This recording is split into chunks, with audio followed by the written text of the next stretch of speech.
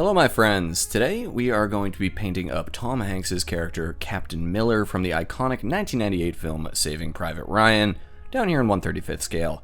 If you'd like to follow along at home, I will have links down in the description below to all of the products we use in today's tutorial, and if this does sound a little familiar to any fans of the channel, this is an HD remaster tutorial from a few years ago with some new audio to boot. Okay, with that said, let's hop into our painting. First thing we're going to do, as always, is prime up our figure with some black primer to give us a nice base to work with. Once we're all primed up, it's time to break out our wet palette and start our brushwork. We'll begin with the face today, and for this figure demo, we're going to be using my trusty Faces Made Easy technique. If you haven't seen that video and you're working on brushing up your figure skills, no pun intended, I would recommend pausing this video first and checking out that one. I'll leave a link right here if you'd like to do so.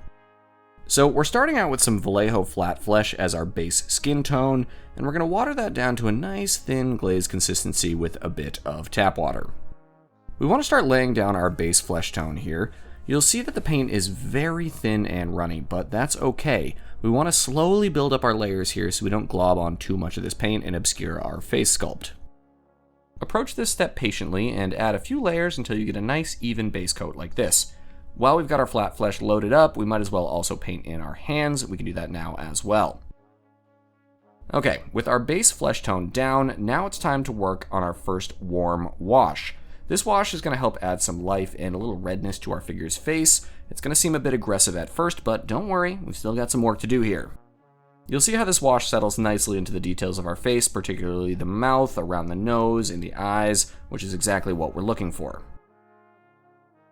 At this step, we're going to tackle our eyes. Oh boy.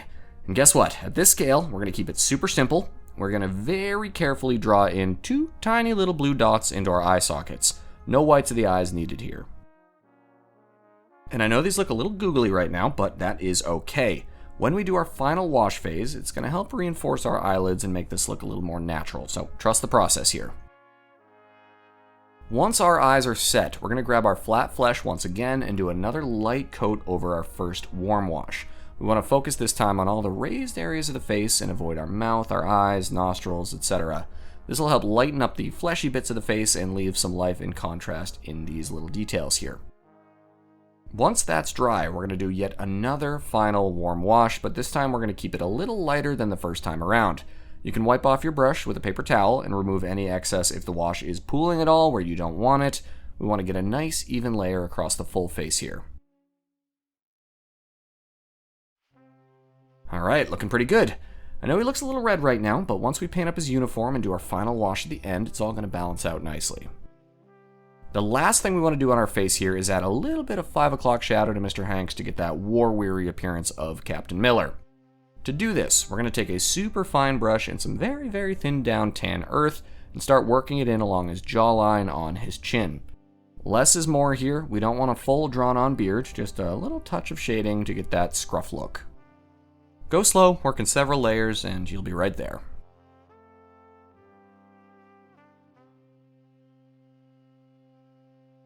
Okay, now moving on to what I think might be the most challenging part of this build. Believe it or not, that's going to be his helmet. We'll start with the base coat of olive drab all over the helmet itself. Once that's all set, let's draw in the helmet straps. Our front strap, the liner strap, is going to be red leather. And no worries if you overpaint, this is a very small detail. You can always brush over any mistakes with a little bit of olive drab afterwards. And then we're going to do the same thing on our rear strap, but this one is going to be khaki. So, that hard part I was talking about. We need to paint some markings on this helmet. First up, we're going to draw in two very small little white lines on the front of his helmet for his captain's bars. Sorry about the focus here, you can see I was a little distracted. And now spinning the good captain around here, we first want to paint a vertical white bar on the back of the helmet to show he's an officer. Just try and keep that as straight and clean as you can. And now we've got to do our second Ranger's insignia. For this, we'll take a little red leather and carefully draw in a horizontal diamond over that white bar.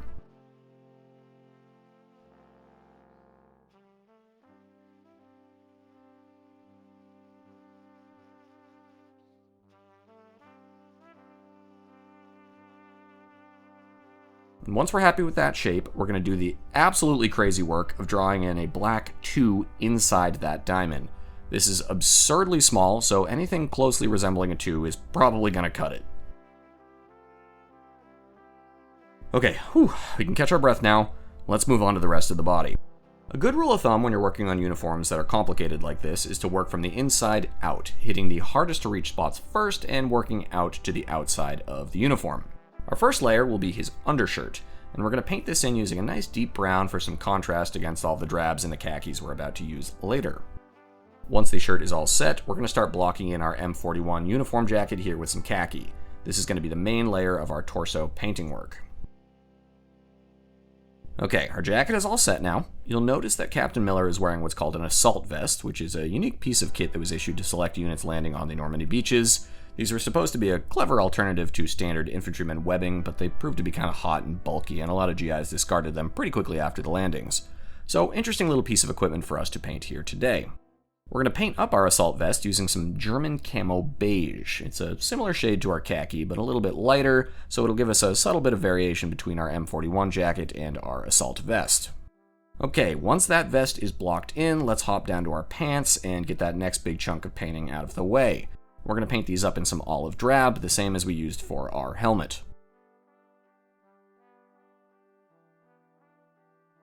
With our main torso and leg colors complete, we can move on to some detail work. For our canteen pouch here, we'll use a bit of khaki. You can also see Captain Miller's spare ammo bag slung over his shoulder there. I painted that up in some green-gray, again to provide a little contrast from all this khaki and drab. We'll also use some khaki to paint up the case for his entrenching tool.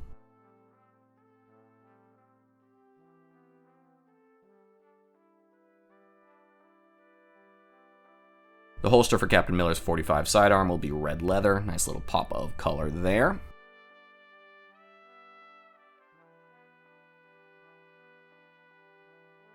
And we can make sure that that grip for the 45 stays nice and black.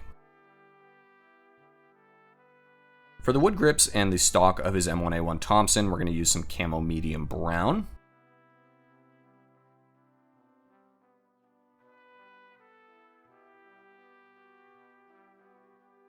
And we're also going to use that same color for the wooden handle of his entrenching tool while we've got it loaded up as well. Now let's take a bit of flat black and clean up any areas of overpainting on the metal components of the Thompson.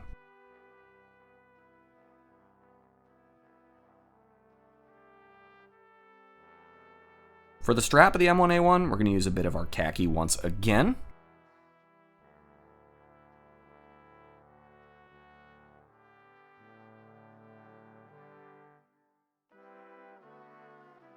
And, would you believe it, more khaki for his M1938 leggings.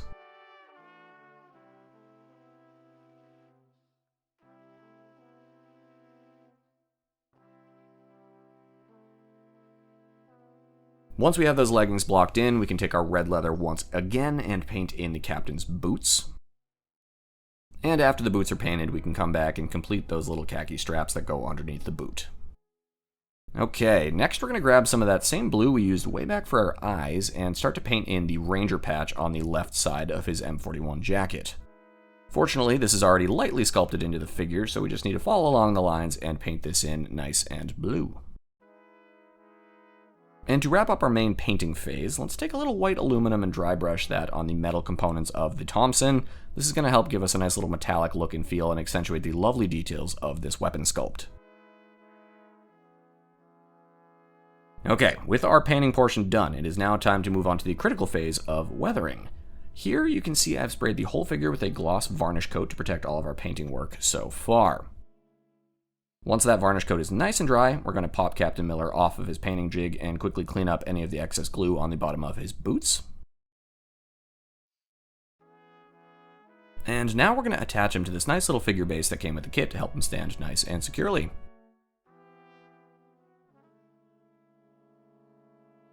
We can do this with just a bit of super glue, and boom, we are in business.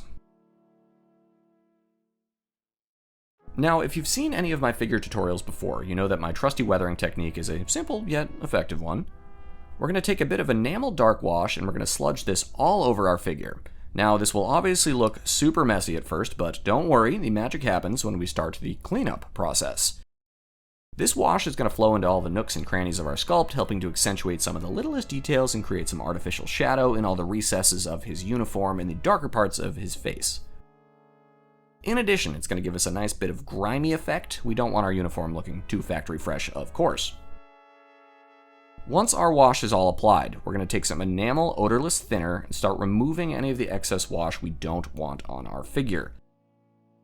This thinner is going to help our wash flow into just the areas where we want it, and if we dry off our brush on a paper towel, it's going to help us pull up any of that excess wash that we don't want. Try to clean up the raised areas of the sculpt where we wouldn't have any shadow. Try and envision how the light falls on the body while you work.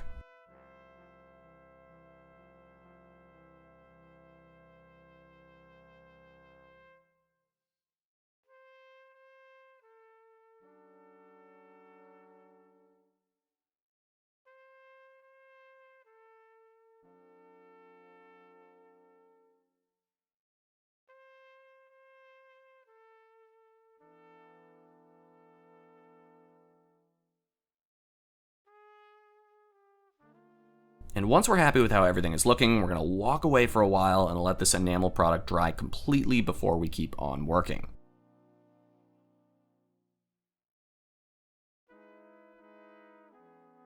Once the wash is completely dry, we're going to come back, spray our figure with a coat of matte varnish to protect all of our work and to knock down any of the excess shininess we don't want on our figure.